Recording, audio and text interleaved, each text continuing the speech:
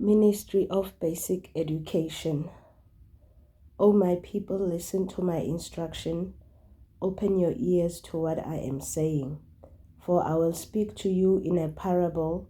I will teach you hidden lessons from our past, stories we have heard and known, stories our ancestors handed down to us. We will not hide these truths from our children. We will tell the next generation about the glorious deeds of the Lord, about his power and his mighty wonders. For he issued his laws to Jacob, he gave his instructions to Israel. He commanded our ancestors to teach them to their children, so the next generation might know them, even the children not yet born, and they in turn will teach their own children. So each generation should set its hope anew on God, not forgetting his glorious miracles and obeying his commands. Then they will not be like their ancestors, stubborn, rebellious, and unfaithful, refusing to give their hearts to God. The warriors of Ephraim, though armed with bows, turned their backs and fled on the day of battle. They did not keep God's covenant and refused to live by his instructions. They forgot what he had done, the great wonders he had shown them, the miracles he did for their ancestors on the plain of Zon in the land of Egypt. For he divided the sea and led them through, making the waters stand up like walls. In the daytime he led them by a cloud, and all night by a pillar of fire. He split open the rocks in the wilderness to give them water as from a gushing spring. He made streams pour from the rock, making the waters flow down like a river. Yet they kept on sinning against him, rebelling against the Most High in the desert. They stubbornly tested God in their hearts, demanding the foods they craved. They even spoke against God himself, saying, God can't give us food in the wilderness. Yes, he can strike a rock so water gushed out, but he can't give his people bread and meat. When the Lord heard them, he was furious. The fire of his wrath burned against Jacob. Yes, his anger rose against Israel, for they did not believe God or trust him to care for them. But he commanded the skies to open. He opened the doors of heaven. He rained down manna for them to eat. He gave them bread from heaven. They ate the food of angels. God gave them all they could hold. He released the east wind in the heavens and guided the south wind by his mighty power.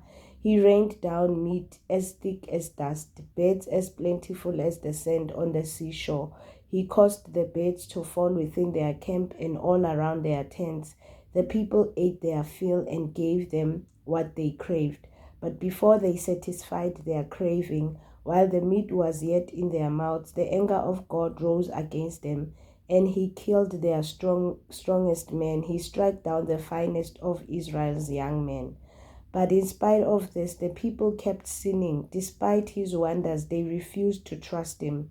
So he ended their lives in failure, their years in terror. When God began killing them, they finally sought him. They repented and took God seriously. Then they remembered that God was their rock, that God Most High was their Redeemer. But all they gave him was lip service. They lied to him with their tongues. Their hearts were never loyal to him. They did not keep his covenant. Yet he was merciful and forgave their sins and did not destroy them all. Many a times he held back his anger and did not unleash his fury. For he remembered that they were merely mortal, gone like a breath of wind that never returns. Oh, how often they rebelled against him in the wilderness and grieved his heart in that dry wasteland. Again and again they tested God's patience and provoked the Holy One of Israel. They did not remember his power and how he rescued them from their enemies. They did not remember his miracle signs in Egypt, his wonders on the plain of Zon, for he turned their rivers into blood, so no one could drink from the streams. He sent vast swarms of flies to consume them and hordes of frogs to ruin them. He gave their crops to caterpillars. Their harvest was consumed by locusts. He destroyed their grapevines with hail and shattered their sycamore fig with sleet. He abandoned their cattle to the hail, their livestock to bolts of lightning. He loosed on them his fierce anger, all his fury, rage, and hostility. He dispatched against them a band of destroying angels. He turned his anger against them. He did not spare the Egyptians' lives, but ravaged them with the plague. He killed the oldest son in each Egyptian family, the flower of youth throughout the land of Egypt. But he led his own people like a flock of sheep, guiding them safely through the wilderness. He kept them safe so they were not afraid. But the sea covered their enemies. He brought them to the border of his holy land. To his land of hills he won for them. He drove out the nations before them. He gave them their inheritance by lot. He settled the tribes of Israel into their homes. But they kept testing and rebelling against God Most High. They did not obey his laws. They turned back and were as faithless as their parents. They were as undependable as crooked bow. They angered God by building shrines to other gods. They made him jealous with their idols. When God heard them, he was very angry, and he completely rejected Israel. Then he abandoned his dwelling at Shiloh, the tabernacle where he had lived among the people. He allowed the ark of his might to be captured. He surrendered his glory into enemies' hands. He gave his people over to be butchered by the sword because he was so angry with his own people, his special possessions. Their young men were killed by fire. Their young women died before singing their wedding songs. Their priests were slaughtered, and their widows could not mourn their deaths.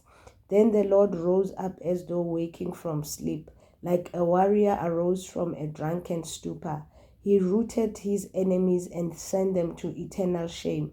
But he rejected Joseph's descendants. He did not choose the tribe of Ephraim. He chose instead the tribe of Judah and Mount Zion, which he loved. There he built his sanctuary in high as the heavens, as solid and enduring as the earth. He chose his servant David, calling him from the sheep pens, and took David from tending the ewes and lambs, and made him the shepherd of Jacob's descendants, God's own people Israel. He cared for them with a true heart and led them with a skillful hand. This is the letter from Elohim to you.